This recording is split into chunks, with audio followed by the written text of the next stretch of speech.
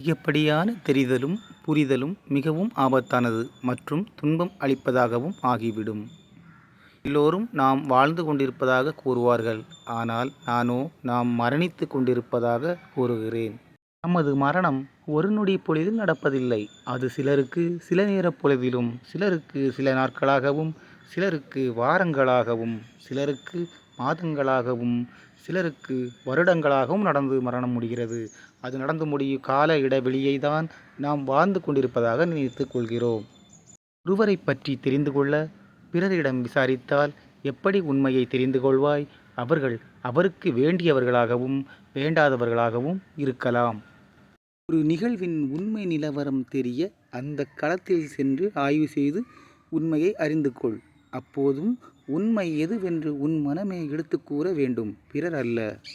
ஒரு மரம் அதன் உண்மையான வளர்ச்சிக்கு முன் பலன் கொடுக்க ஆரம்பித்து விட்டால் அதை வளர்த்தவனுக்கு வேண்டுமானால் குறுகிய காலத்திலே லாபம் கிடைத்திருக்கலாம்.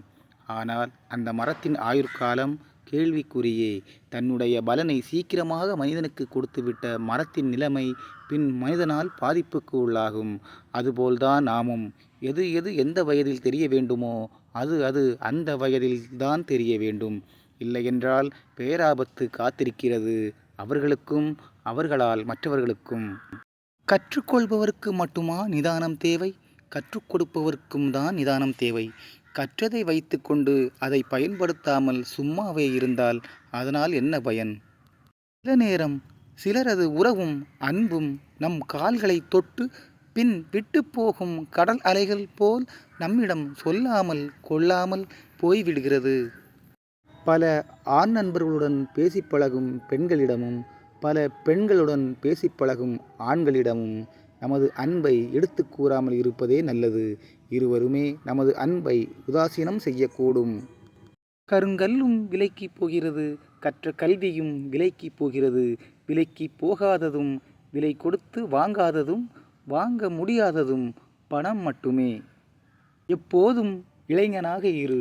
அப்போது உன் எண்ணங்களும் சிந்தனைகளும் உன் செயல்களும் இளமையாகவே இருக்கும். நீ தடம் பதித்து ஓடப் பிறந்தவனே அன்று, திடீரென்று தடம் புரண்டு ஓடும் தொடர்வண்டி அல்ல.